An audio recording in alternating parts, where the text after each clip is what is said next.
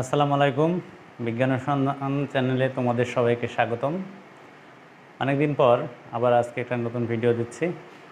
আজকে হলো এসএসসি পরীক্ষার 2026।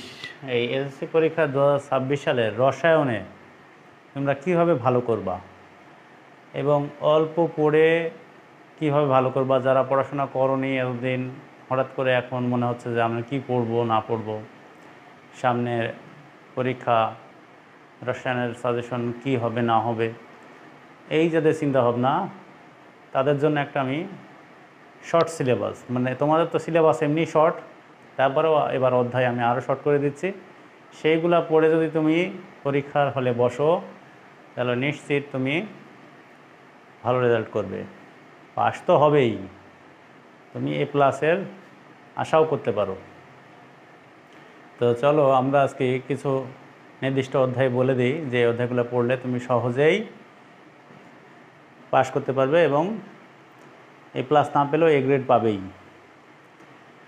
তো আজকে তার জন্য তোমাদের প্রশ্ন দেখো, আমাদের অধ্যায় আছে মোট কয়টা। এবারকার 2026 সালের রসায়নের সাজেশন অনুযায়ী তৃতীয়, চতুর্থ, পঞ্চম, ষষ্ঠ, সপ্তম আর 11 অধ্যায়, এই কটা অধ্যায় আমাদের আছে। অধ্যায়ের নাম, তৃতীয় অধ্যায় হচ্ছে পদার্থের গঠন, চতুর্থ পর্যায় সারণী, পঞ্চম অধ্যায় রাসায়নিক বন্ধন, ষষ্ঠ মৌলের ধারণা ও রাসায়নিক গণনা, সপ্তম রাসায়নিক বিক্রিয়া, আর 11 অধ্যায় হচ্ছে খনিজ সম্পদের জীবাশ্ম। তো পরীক্ষায় কী আসবে দেখো, পরীক্ষায় সৃজনশীল আসবে মোট 7টা প্রশ্ন, তার মধ্যে তোমাকে অ্যান্সার করতে হবে 4টা।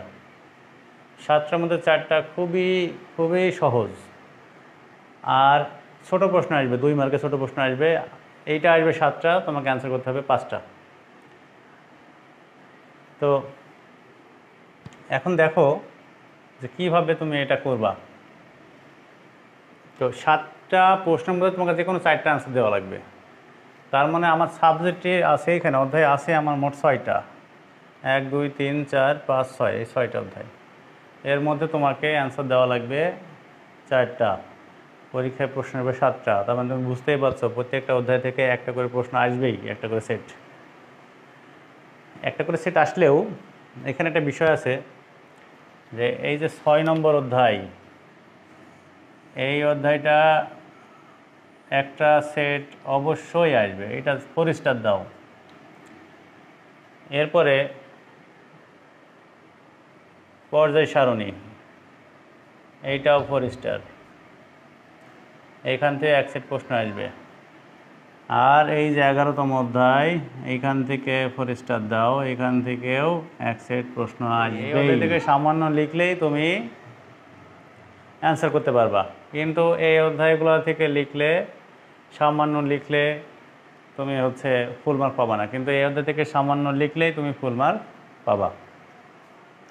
এই অধ্যায়টা শুধু বিক্রিয়া আছে। তো চলো দেখি, এই পদার্থের গঠন, এই চ্যাপ্টারগুলো থেকে পরীক্ষায় এক সেট প্রশ্ন আসবে এবং স্বতন্ত্রভাবে আসবে। পর্যায় সারণীতে কোনগুলো আসবে? পর্যায় সারণীতে আসবে হচ্ছে মৌলের আকার, তারপরে হলো তড়িৎ ঋণাত্মকতা কার কম কার বেশি, বিশেষত আকারটা খুবই ইম্পর্টেন্ট। আকার, পারমাণবিক আকার ছোট বড়, এটা আসবে।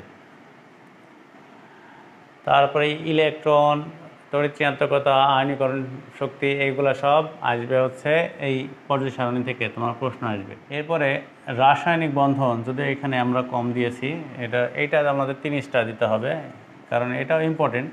কিন্তু এইটার যে প্রশ্নটা হবে, সেই প্রশ্নটা কিছু অংশ এইখান থেকে নেবে, অর্থাৎ চতুর্থ অধ্যায় থেকে নেবে। এই প্রশ্নটা আর এই প্রশ্ন থেকে কম্বাইন করে আসবে।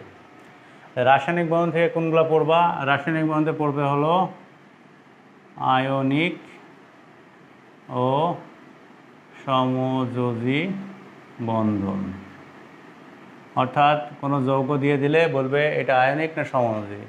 যেমন পানি, H2O, পানিটা কি আয়নিক না সমযোজী? মিথেন, CH4, আয়নিক না সমযোজী? NaCl, আয়নিক না সমযোজী? এইগুলো তোমাকে ব্যাখ্যা করতে হবে, পরীক্ষায় এই ধরনের প্রশ্ন আসবে। এবার হলো ষষ্ঠ অধ্যায়। ষষ্ঠ অধ্যায় খুবই ইম্পর্ট্যান্ট, এখান থেকে এক সেট প্রশ্ন আসবে, আবার 2 সেটও আসতে পারে। এই অধ্যায় থেকে কি দিবে? এই অধ্যায় থেকে দিবে হলো শতকরা সংযুক্তি।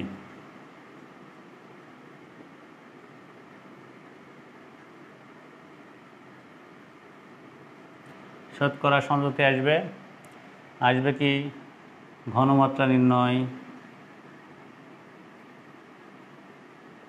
লিমিটিং বিক্রিয়ক,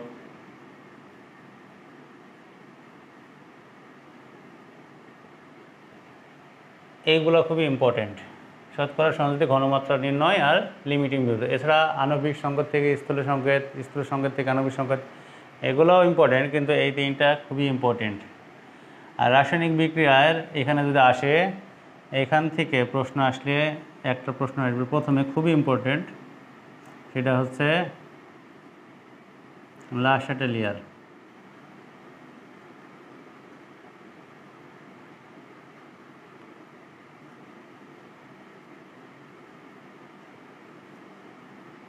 লা শাটেলিয়ার থেকে ঘনমাত্রা, তাপচাপ, এগুলোর প্রশমন আসবে। আর আসবে জারণ বিজারণ।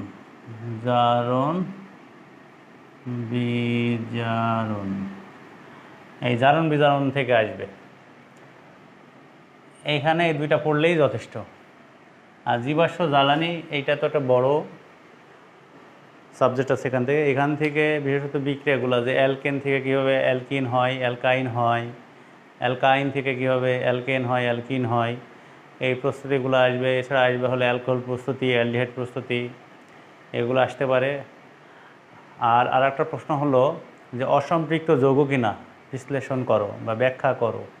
তো কোনো যৌগ যদি অসম্পৃক্ত হয়, এটা যদি ব্যাখ্যা করতে বলে, তাহলে সেটা মনে করবা যে ব্রোমিন সংযোজন বিক্রিয়া, এই বিক্রিয়ার সাহায্যে তুমি ব্যাখ্যা করতে পারবা খুব সহজে। এই জন্য ব্রোমিন সংযোজন বিক্রিয়াটা খুবই ইম্পর্ট্যান্ট, এটা পড়বা।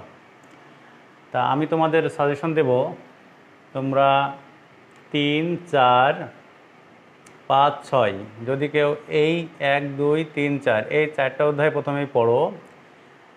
এটা কঠিন অধ্যায়, যারা পারো তারা তো খুবই ভালো।